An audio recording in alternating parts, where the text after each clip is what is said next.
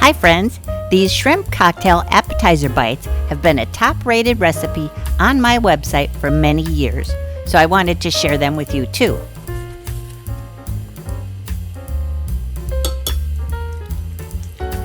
I'll make sure to leave the quantities for the specific ingredients in the description box below, along with the link to this recipe on my website.